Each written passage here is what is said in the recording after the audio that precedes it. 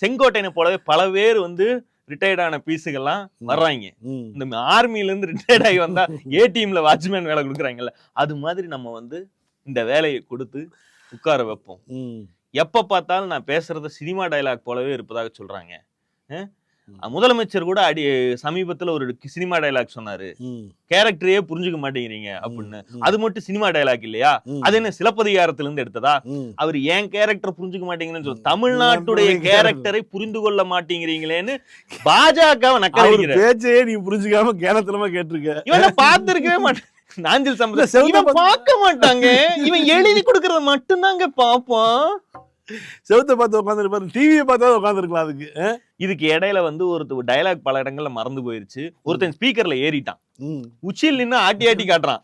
அவன் அங்கிருந்து என்ன சொல்றாங்கிறது விஜய்க்கு வேற புரிய மாட்டேன், வேற யாருக்கும் புரியல. நாம பாக்குறோம் அவன் ஏதோ ஒரு சிக்னல் கொடுக்குறான், ஆளும் ஒரு சைஸா இருக்கான். ஆனா விஜய் கரெக்டா புரிஞ்சுக்கிட்டாரு. அவன் உம்மா கேக்குறான், இவன் உம்மா கொடுத்தாதான் இறங்குவான்னு புரிஞ்சுக்கிட்டு விஜய் வந்து அதை வந்து நுட்பமா டீல் பண்ணாப்ல. தம்பி கீழே இறங்கு, தம்பி கீழே இறங்குப்பா, ப்ளீஸ் கீழே இறங்குப்பா.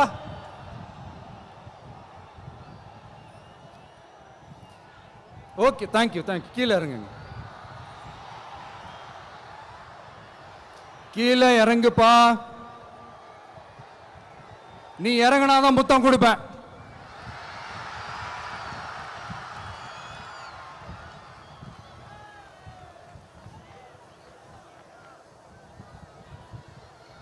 இந்த 2ன்னு ஒரு படம் இருக்கும். அதுல வந்து ஒரு குரங்கு வந்து பயங்கர அட்டூழியம் பண்ணும், யாரு சொன்னாலும் கேட்காது. வடிவேல் வந்து அது சொன்னோன்னே உள்ள போயிரும். அது வந்து கிளாமர் அப்பீல் சென்ட். விஜய் வந்து இதுங்களை பல வருடமாக கிளாமர் அப்பீல் அடிச்சு ரெடி பண்ணி வச்சிருக்க. அப்ப அந்த ஆள் சொல்றாப்ல, கீழே இறங்குனா தான் முத்தம் கொடுப்பேன், உம்மா வேணும்னா கீழே இறங்கு. அது சொன்னோன்னே அது கிளாமர் அப்பீல் அடிச்ச எஃபெக்ட் வந்து சரசரன்னு இறங்கிருச்சு. ஆச்சரியப்பட்டு போயிட்டாங்க. முத்தம் கேட்டா அந்த பழைய 80s படங்கள் எல்லாம் நாயகன் முத்தம் கேட்பான், அதெல்லாம் கல்யாணத்துக்கு அப்புறம் அப்படின்னு நாயகி. அது மாதிரி நீங்க கீழே இறங்குனா தான் கொடுப்பேன்.